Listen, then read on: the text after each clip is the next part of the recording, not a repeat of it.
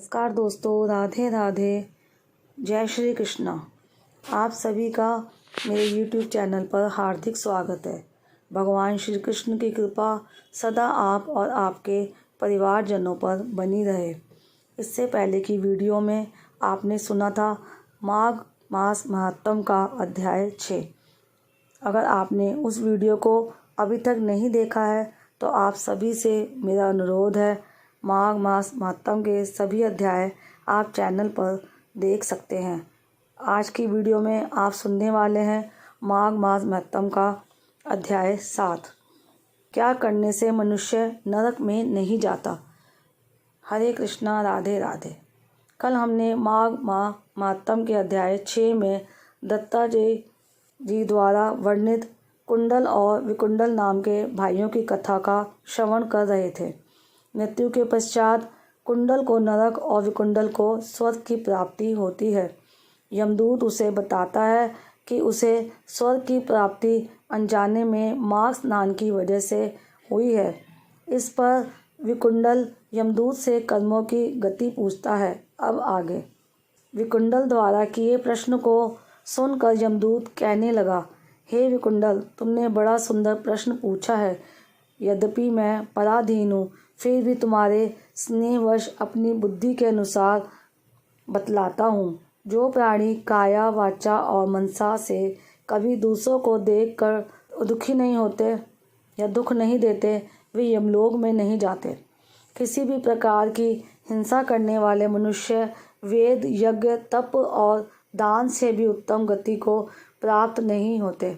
ऋषियों ने अहिंसा को सबसे बड़ा धर्म, तप और दान बताया है।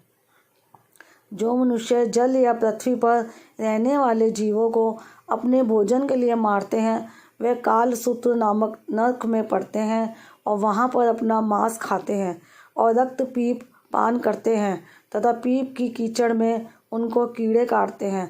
तत्पश्चात जब भी वे दोबारा जन्म लेते हैं, वह हिंसक, जन्मांध, काने, कुबड़े, लूले, लंगड़े, दरिद्र और अंगहीन होते हैं। इस कारण इस लोक तथा परलोक में सुख की इच्छा करने वाले को काया, वाचा तथा मन में दूसरों का द्रोह नहीं करना चाहिए। जो हिंसा नहीं करते उनको किसी प्रकार का भय नहीं होता। जिस तरह सीधी और टेढ़ी दोनों प्रकार की बहने वाली नदियाँ समुद्र में मिल जाती हैं, वैसे ही सब धर्म अहिंसा में प्रवेश कर जाते हैं। ब्रह्मचारी, गृहस्थ, वानप्रस्थी तथा यति सभी अपने अपने धर्म का पालन करने और जितेंद्रिय रहने से ब्रह्मलोक को प्राप्त करते हैं। जो जलाशय आदि बनाते हैं और सदैव पांचों यज्ञ करते हैं, वे यमपुरी में नहीं जाते। जो इंद्रियों के वशीभूत नहीं हैं, वेदवादी और नित्य ही अग्नि अर्थात हवन आदि का पूजन करते हैं, वह स्वर्ग को जाते हैं। जो अनाथ, स्त्री, शरण में आए हुए तथा ब्राह्मण की रक्षा के लिए प्राण देते हैं, वह कभी स्वर्ग से नहीं लौटते। जो मनुष्य लूले, लंगड़े, वृद्ध, अनाथ तथा गरीबों का पालन करते हैं, वह भी स्वर्ग में ही जाते हैं।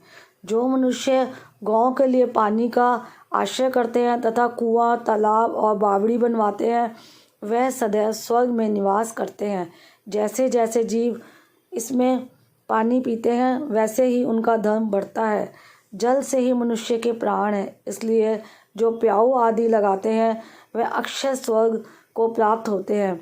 बड़े बड़े यज्ञ भी वह फल नहीं देते जो अधिक छाया वाले वृक्ष मार्ग में लगाने से देते हैं। जो मनुष्य वृक्ष रोपण करता है, वह सदैव दानी और यज्ञ करने वाला होता है। जो अच्छे फल और अच्छी छाया वाले मार्ग के वृक्षों को काटता है, वह नरकगामी होता है। तुलसी का पौधा लगाने वाला सब पापों से छूट जाता है। जिस घर में तुलसी वन है, वह घर तीर्थ के समान है और उस घर में कभी यमदूत नहीं जाते। तुलसी की सुगंध से पितरों का चित्त आनंदित हो जाता है और वे विमान में बैठकर विष्णु लोक को जाते हैं। नर्मदा नदी का दर्शन, गंगा का स्नान और तुलसी दल का स्पर्श, ये सब बराबर बराबर फल देने वाले हैं। हर एक द्वादशी को ब्रह्मा भी तुलसी का पूजन करते हैं। रत्न, सोना, फूल और मोती की माला के दान का इतना पुण्य नहीं जितना तुलसी की माला के दान का है। जो फल आम के 1000 और पीपल के 100 वृक्षों को लगाने से होता है, वह तुलसी के एक पौधे के लगाने से होता है। पुष्कर आदि तीर्थ, गंगा आदि नदी, वासुदेव आदि देवता सब ही तुलसी में वास करते हैं।